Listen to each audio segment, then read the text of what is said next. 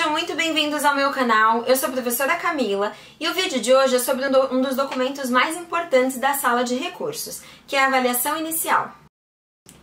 Eu vou dividir esse vídeo, esse tema, em três partes. Hoje eu vou apresentar para vocês o que é o documento, né, o anexo 1, a avaliação inicial. No próximo vídeo eu vou dar exemplos de como eu faço a avaliação inicial para um aluno com deficiência intelectual severa e para um aluno com deficiência intelectual leve, tá? São bem distintos.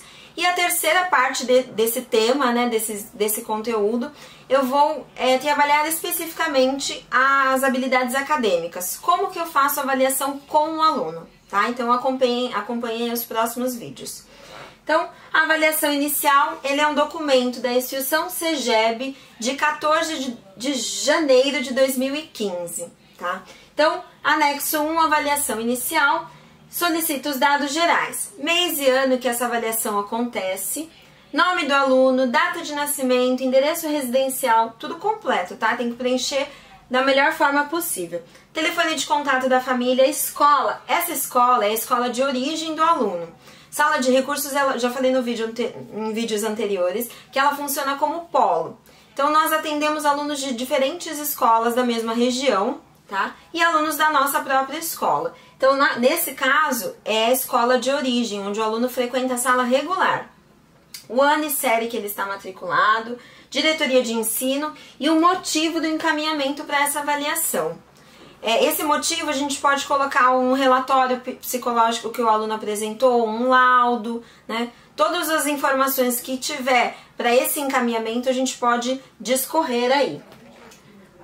O segundo item é intervenção e interação afetiva, social e familiar. Então, histórico do aluno, descrição das características, afetividade, né, sociabilidade, relacionamento com a família, antecedentes de outras escolas, de outros atendimentos, se o aluno veio de outro estado, como que era feito o atendimento lá. Isso tudo a gente vai fazer junto com a família. Você professor de sala de recursos, pode fazer diretamente no próprio documento. Imprime o anexo e faz ali, discorre toda essa entrevista com a família. Ou então, você pode fazer a sua anamnese, que também futuramente teremos vídeos. Eu tenho o meu modelo de anamnese, onde eu pergunto toda a vida daquela criança, como são as relações com a família, como que é o lazer dessa criança. Então, essas informações que eu preciso para o anexo 1, eu já faço na anamnese. Porque esse documento aqui, muitas vezes a gente avalia a criança e vê questões que a família não conta. Então, eu não acho muito interessante mostrar para a família ou apresentar isso, né, para os pais. Então, eu sempre faço a anamnese e depois passo as informações para o anexo 1. 2. Relacionamento do aluno na escola onde está matriculado, com professores, colegas, funcionários de modo geral. Essa informação é interessante a gente pegar diretamente com a escola. Muitas vezes a gente pergunta para a família, como que é na escola? Tudo maravilhoso. Ou então é tudo péssimo. Mas vamos avaliar de acordo, né, com a escola, ligando para o coordenador, conversando com os professores, como que é esse aluno na sala de aula, no ambiente coletivo da escola, no pátio, no intervalo, tudo isso é importante saber. 3. Relacionamento com o grupo social. Aqui se refere de modo geral, tanto na escola, com a turma dele, quanto no lazer, né, na igreja, com parentes, todo esse relacionamento, né, do aluno. 4. Interação do aluno com o professor especializado em situação de avaliação. Esse é o item em que eu coloco todo o período de avaliação.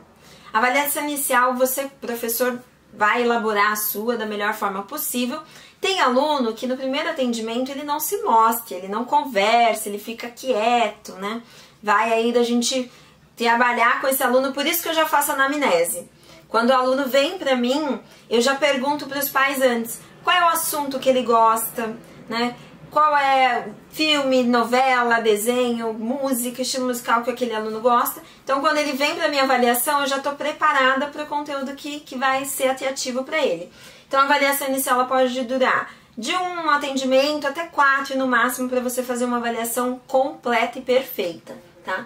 Então, essa interação é onde eu coloco desde o momento que o aluno entrou na sala, qual foi a postura, se ele explorou o ambiente, se ele nomeou algumas coisas, se caiu algum objeto ele pegou, qual foi a forma que ele pegou.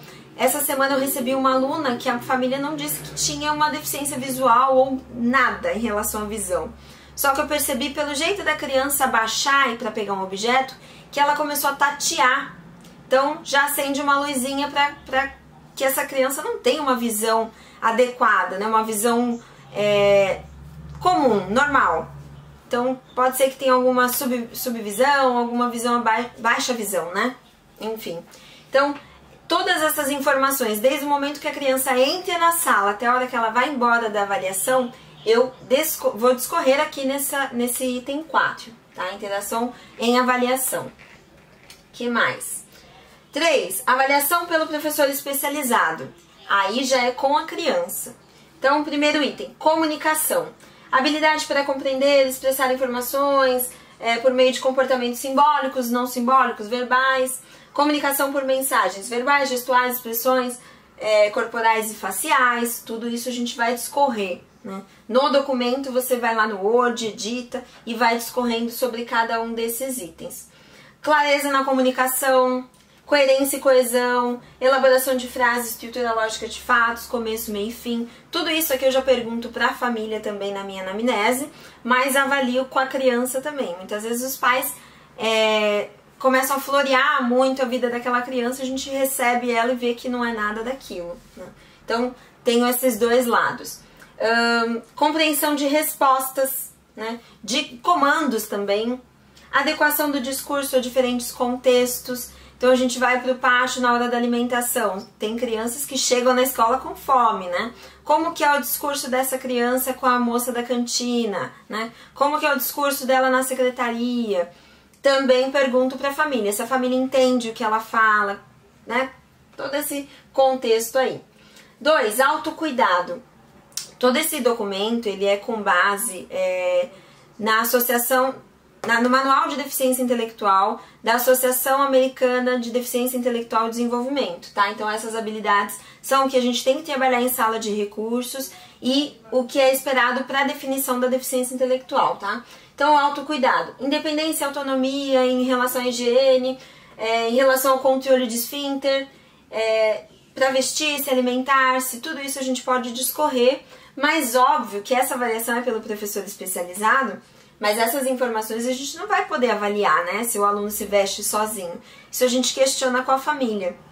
Ou na escola que ele frequenta. Se acontecer alguma coisa, sujou a roupa, ele mesmo troca, né? Vida no lar. Alimentação. Abre a geladeira, pega, tem essa autonomia. Realiza tarefas domésticas. Rotina é muito importante, fundamental. Então, sempre pergunto, qual é a rotina da família? Tem horário para acordar, horário para dormir, fica assistindo televisão ou mexendo no celular antes de dormir, como que realiza essas tarefas, né? 4. Habilidades sociais. Aqui se refere a todos os âmbitos, né? Com grupos, com estranhos, relações formais, estabelecimento de vínculos, se ele tem liderança, autodefesa, autocrítica. Isso aqui numa boa avaliação a gente já consegue avaliar. Desempenho na comunidade, tá? Conhecimento dos seus direitos, seus deveres, recursos da comunidade, vai à igreja, hospitais, né? Como que é essa relação? Essas habilidades aqui eu pergunto mais para a família, tá? Na anamnese. Independência na locomoção. Claro que se a criança tiver 12, 13, 14 anos, até 14 anos, eles vão com a família. Alguns que têm uma deficiência intelectual leve, um autismo, né? Eles conseguem ir se locomover sozinho, a família vai lá, treina qual é o percurso que ela precisa fazer para chegar na escola, para voltar para casa. Tudo isso também eu faço já na anamnese com os pais. Saúde e segurança. Cuidado com a própria saúde, consciência, autonomia e independência para cuidar da própria saúde, se a criança lava as mãos, se vai ao banheiro e faz uma higienização adequada, se ela tá, né, com algum odor no corpo, se ela tá limpinha, como que é o banho, sempre pergunto também na anamnese. Administração de medicamentos, se ela faz sozinha ou não. Preservação da sua vida e do outro, isso daqui a gente consegue ver na avaliação. Se cai alguma coisa, a criança tem a preocupação de pegar. Se em alguma brincadeira ela bate assim mais forte, se ela tem esse cuidado, se ela tem essa preocupação.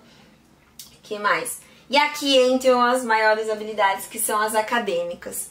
Então ele já tem aqui o item e o que se refere a esse item. Por exemplo, interesse, foco de interesse, realização por competência, autonomia.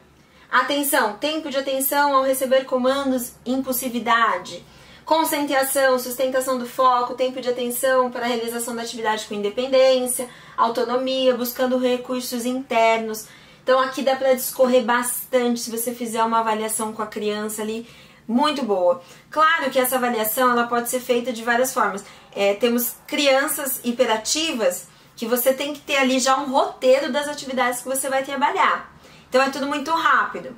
Se a criança é mais tranquila, mais quieta, você vai avaliar de uma outra forma, pode ser que demore mais tempo, mas dá para discorrer perfeitamente, tá? Porque com base nisso daqui, que nós vamos fazer o plano de atendimento individual, que é um planejamento para trabalhar essas habilidades que a criança precisa desenvolver, né? Então, compreensão e atendimento a ordens, né? Simples e complexas. Você pede para a criança escrever o nome dela, ou então você faz uma pergunta na brincadeira, como que ela interpreta isso, se ela consegue entender, se ela dá alguma resposta, ela não entende, fica quieta.